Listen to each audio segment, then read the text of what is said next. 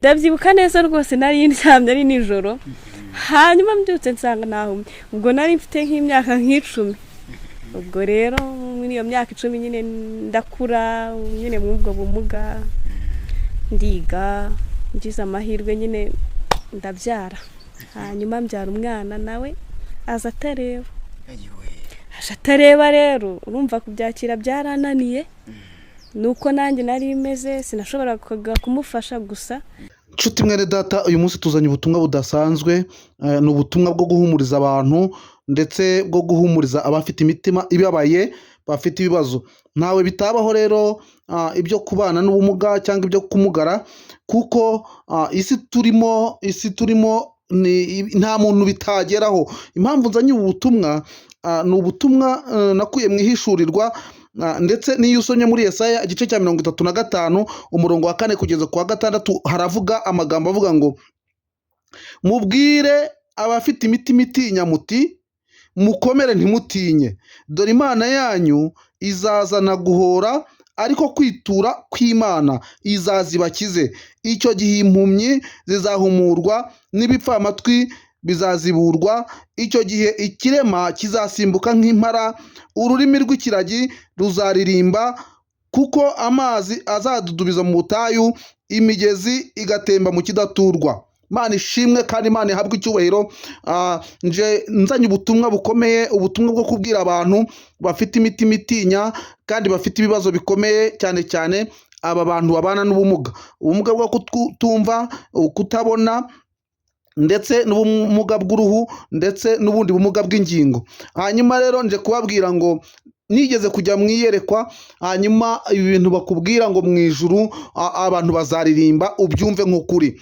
Nigeze kubona mwiyerekwa abantu bazamuka, twese duhurira mu ijuru, ariko nta muzungu, nta mwirabura, nta umugaye, nta utareba, nta utumva, nta muremure, nta mugufi, abantu bose bafite ibyishimo. Ushobora kuba umaze iminsi waragize ibyago bikomeye, ukaba udafite ingingo zaba zaraciwe n'impanuka, cyangwa ariko wavutse ari nako wisanze. Nshuti mwene data, ushobora kuba utabona ubimaranye igihe warabivukanye, cyangwa ari ibyagufashe ukuze nk'uko byabaye kuri uyu mwarimu mwumvise. Ibi byose birashoboka rero. Niyo mpamvu ndimo kubwira abantu bazima, bibona ari bazima, ingingo zabo ari nzima, nimugire umutima w'urukundo, mugire umutima w'impuhwe, mufashe aba bantu babaye, mufashe abantu bafite ubumuga, kuko aba bantu sibo babyigize kandi bari ku rugamba, bahanganye nabo n'isi, umubiri na Satani, kandi urugamba bakarurwana nta n'ingingo bafite. Aba bantu mutababaye hafi ngo mubafashe, yemwe abafite ubushobozi, yemwe abafite ubutunzi, nimufashe aba bantu, nimubabe hafi, mubaganirize, bitazabatera kwiheba no kugamburura mu rugamba rwo kurwana, kugira ngo bazabone ubugingo, kugira ngo nabo bazasimbuke nk'impara, kugira ngo nabo imitima yabo izanezerwe, kugira ngo nabo bazagira ibyishimo. Hanyuma aba bantu mubagira inshuti, kandi mbanje gusuza kandi inshuti zanjye. Hari ufite ubumuga bw'uruhu, watuye Nyamirambo, ndamushuhuje mu izina rya Yesu, amahoro y'Imana amugereho. Twamenyanye mubwirije ubutumwa bwiza, nsanga ni umuntu ukijijwe, Imana ishimwe. Ndasuza kandi undi muntu w'inshuti yanjye uba mu murenge wa Musha, ufite ubumuga bwo kutabona, nawe bwamufashe ari umuntu mukuru, hanyuma ubu ngubu nawe abayeho mu buzima bugoye kandi yaracuruzaga.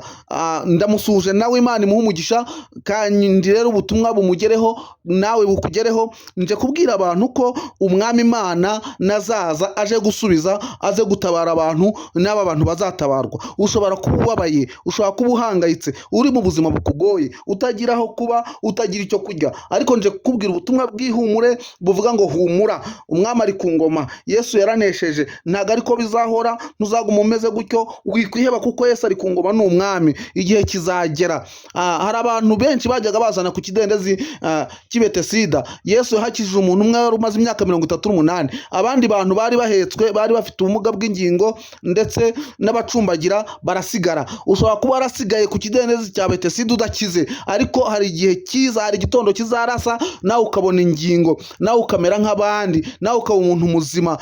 Humura, Bibiliya ivuga ko uyu mubiri mipfu numara kubora tuzambika undi mubiri. Nzi neza ko tuzasanganira Yesu mu kirere, abantu tuzambika imibiri mishya, abadafite ingingo bazazibona, abatabona bazabona, abatumva bazumva. Imana ihabwe icyubahiro. Abafite ubumuga bw'uruhu nabo bazaba bafite uruhu rwiza, niba ari urw'umuzungu cyangwa niba ari urw'abirabura. Imana ishimwe kandi Imana ihabwe icyubahiro. Ndi muri iri yerekwa byaranshimishije, biranezeza cyane. Ntambukije ubutumwa kubera ko nje kubwira ngo nawe byakugeraho. Umunsi umwe ijoro rimwe nanjye nigeze kuryama, hanyuma mfatwa no guhuma amaso. Guhuma ariko byarukuza gufatana kw'ibiheni, icyo hasi n'icyo hejuru birafatana kuva saa 4 z'ijoro kugeza saa 11. Ibyo bintu byambayeho ntabona, ndasenga, ndarira, ndatabaza, turatabaza. Hanyuma mu gitondo saa 11 ijwi ry'Imana namwe ngo nimpamagara umukozi w'Imana. Umukozi w'Imana Mukanzi Imana ishimwe, ni mushiki wanjye wo kwa data wacu. Hanyuma yuzuye umwuka wera, nanjye ndavuga ngo naza nsengera ndamukeye ibiganza. Hanyuma nari mfite agahinda gakomeye cyane, ariko bwakeye ndeba,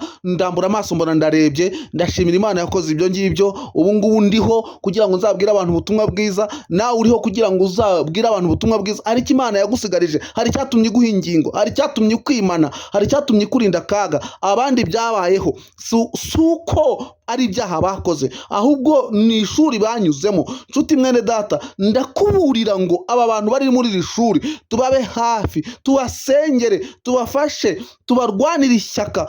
Ndetse hariho mwene wanyu urimo, menya ko ari umuntu wawe, kuko Bibiliya ivuga ngo turemewe gukura bagenzi bacu mu kaga, turemeye gukura bene wacu mu kaga no kubagira umumaro. Imana ishimwe. Wowe wumvisha ubutumwa, ndagusabye kugira ngo ibintu ntubisinzirane, ahubwo aba bantu ibyababayeho nawe byakugeraho. Uyu munsi uri muzima, ejo wamugara, ejo wapfa, ejo wagira ikibazo, ejo nawe wahuma, ejo nawe wapfa amatwi, ejo wanasaza ndetse n'ubukibasha, ejo wagendera ku kibando. Uyu munsi ufite imodoka ariko ejo watega rifuti. Uyu munsi ufite inzu nawe wakodesha. Iyi si nabonye nta muntu itigisha, nabonye nta muntu itahangayikisha, nabonye nta muntu itageza kure. Nigeze mbona umugore wari ufite ubutunzi ariko biza kurangira ari mu muhanda asabiriza. Yari afite amamiliyari, afite amazu, afite amakampani, afite akazi. Uyu munsi sinzi ibintu, iyo abantu bamenya gukuri bakabaturwa, iyo abantu bamenyaga uyu munsi cyabagirira umumaro, bakwitaye kuri ibi bintu, ndetse abantu bakwitaye ku iherezo ryabo.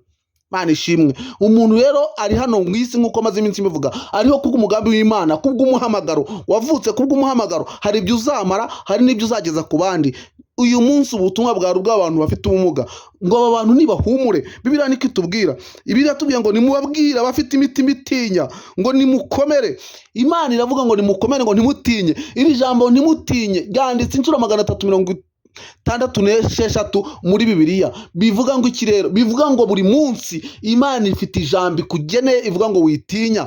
Witinya rero mwene data, umwami wawe azaza guhora. Niba ari abagizi ba nabi, niba ari abakugambaniye, niba ari babigukoze, niba ari abakuroze, Imana niyo muhozi. Imana nizaza guhora, kandi kwitura kw'Imana ngo izaza kugukiza.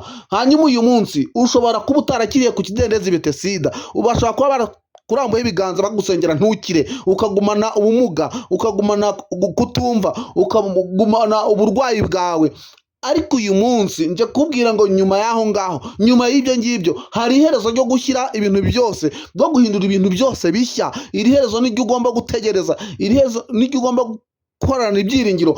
Kandi nubwo ubana n'ubumuga, biragusaba kwera no gukiranuka, no gukizwa, no kwihana, ukaba icyaremwe gishya, ugahinduka. Hanyuma umwami akakuba hafi, umwami akageza akaguhumuriza, umwami akageza akabana nawe. Hari abantu benshi batagira amaguru, hari abantu benshi batagira amaso, hari abantu n'abantu ingeri zose, ariko aba bantu si icyaha bakoze. Abantu bariho nk'abarimu b'ubuzima. Nubabona utinye, nubabona uhinde umushyitsi, nubabona umenye ko Imana ishobora byose. Impamvu yabikurinze, hari ibyo yaguhaye kugira ngo nawe uzagire umumaro mu gihe cyawe nk'iki ngiki. Imana ishimwe kandi Imana ihabwe icyubahiro. Ngiye gusoza nsengera aba bantu kuko ni umugambi wanjye kandi ni umurimo wanjye. Nkunda kubafasha no kubaba hafi. Nawe ndaguhamagarira kugira icyo umarira aba bantu no kuzarwana ishyaka kugira ngo babeho, bataziheba baba bari mu isi kandi uhari. Imana ihabwa icyubahiro. Mana ndagushimye ndaguhimbaje kuko ushobora byose, uri data wa twese, uri rubasha. Ni wowe tegeka bikaba, wavuga bigakomera. Ni wowe utegekesheje ijambo ryo muri Yesaya uvuga ngo nibahumurize abantu bafite imitima itinya, ngo kandi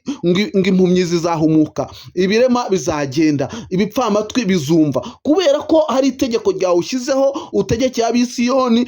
Nzi neza ko nyuma y'ubu buzima hari ubundi buzima, hari ubuzima tuzabaho tunezerewe, hari ubuzima bwo kuba muri paradizo, hari ubuzima bwo kuzamuka tukajya mu ijuru tukagusanganira Uwiteka, tukaza tugahagarara nawe, tugahagarara imbere y'intebe yawe tugushima. Nzi neza ko tuzamura amashimwe nk'uko nabibonye. Aba bantu nabo bafite ibibazo by'ubumuga ntibazaba bakibifite, ahubwo nabo bazasimbuka, bazitera hejuru, bazakuramya, bazavuga ngo urera, bazavuga ngo urera. Kandi imirimo yabo ndetse n'imiruho yabo n'imihate n'ingorane bagiriye mu isi ntibazabyibuka ukundi, ni nk'uko natwe tutazabyibuka. Ndasabira abantu bose banyumva n'abazatega amatwi ubutumwa kugira ngo bazafate umwanzuro w'ubuzima bwabo n'ubugingo bwabo. Kandi ndakwingize nyakubahwa Imana ngo urengere ubugingo, urengere umubiri, uturwanire, udutsindire Satani, utsinde imyuka mibi, utsinde abarozi, utsinde abagambanyi, utsinde ikintu cyose cyabuza umuntu ibyishimo n'umunezero. Abantu bagira ibyishimo muri Kristo Yesu, abantu bagira amahoro, kandi amahoro yawe uha abantu atagira akagera, atarondoreka, abe kuri aba bantu kugira ngo nabo bagire ibyishimo. Icyubahiro n'ikibi cyawe tubisabye Imana mu izina rya Yesu, amen.